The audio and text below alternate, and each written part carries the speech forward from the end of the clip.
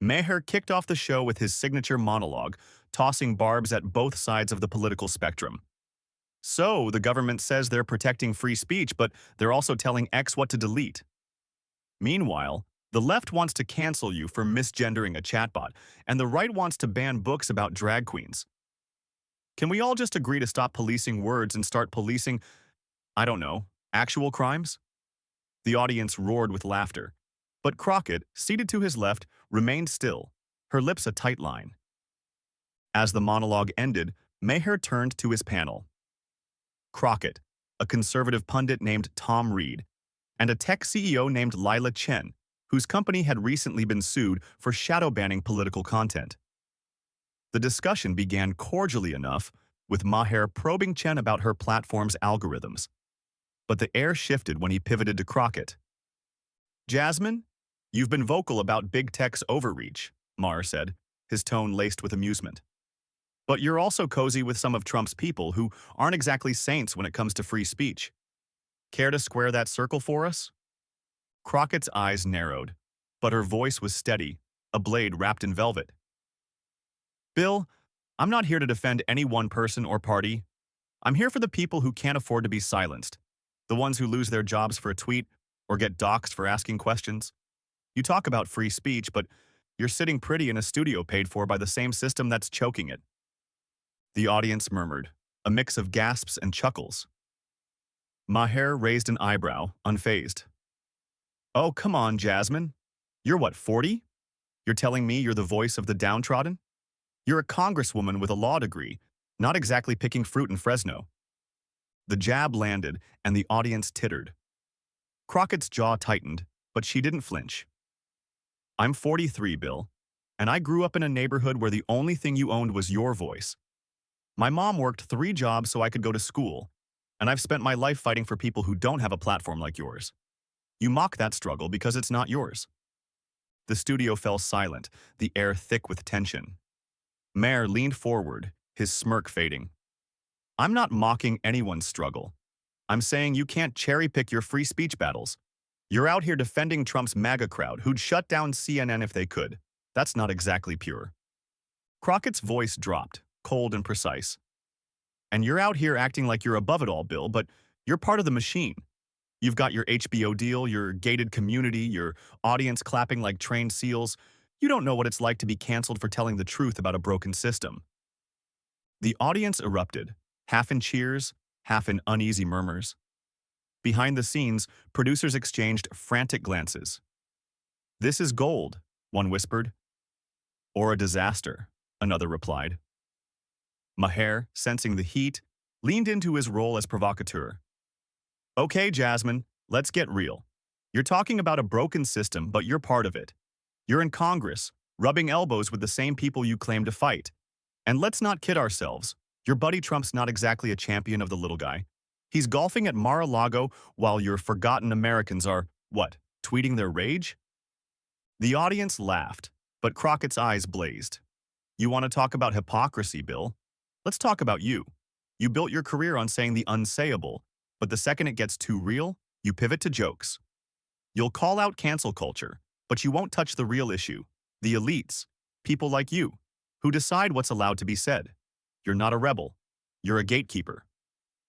The studio crackled with energy, the audience hanging on every word.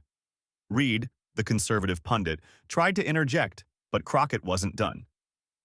I've seen what censorship does. My constituents, nurses, teachers, truck drivers, they're afraid to speak up because they'll lose everything.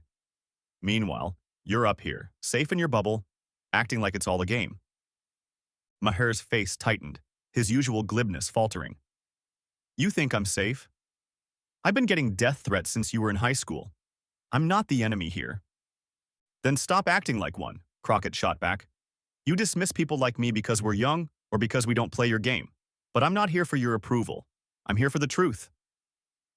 The audience erupted again, this time with thunderous applause. On X, posts began to flood in.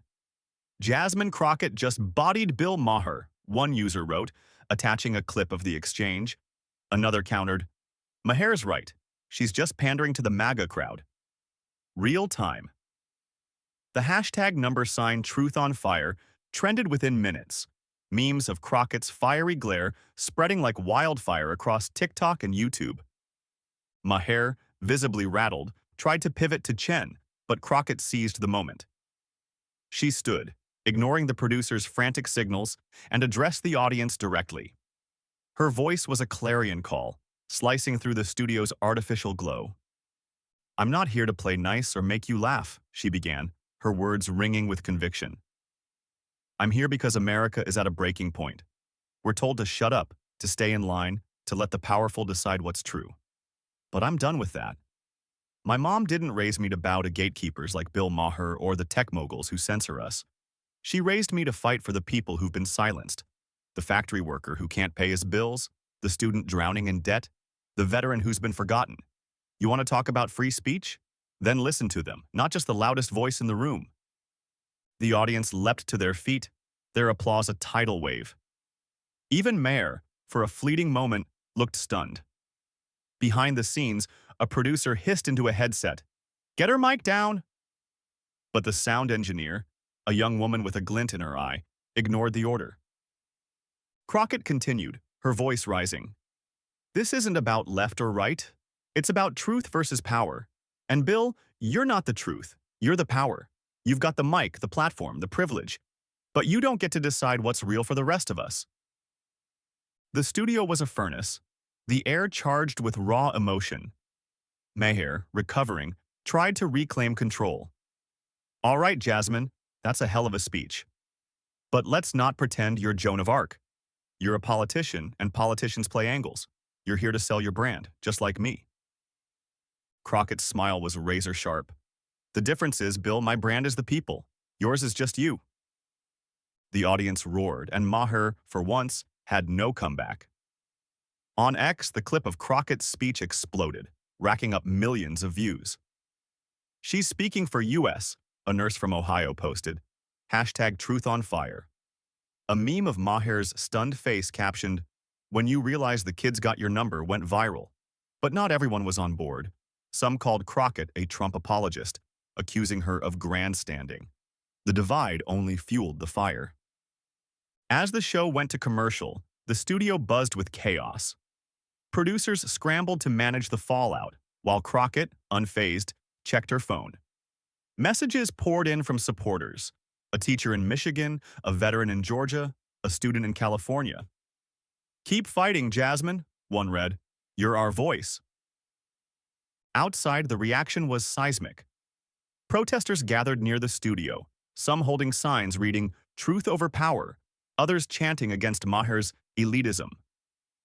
On TikTok, a Gen Z creator stitched Crockett's speech with their own commentary. "This is what leadership looks like. She's not afraid to call out the system." The #TruthOnFire climbed to the top of X's trending list, with millions weighing in. A conservative account posted, "Crockett's right, Maher's just another Hollywood hack." A liberal countered, "She's just riding Trump's coattails to fame." Back in the studio, Maher wrapped the show with a strained smile, acknowledging Crockett's passion, but pivoting to safer topics. After the cameras stopped, he approached her backstage. "You've got guts, I'll give you that," he said, his tone a mix of respect and irritation. "But you're playing a dangerous game." Crockett met his gaze. "It's not a game, Bill. It's people's lives." Days later, Crockett sat in her D.C. office, scrolling through X.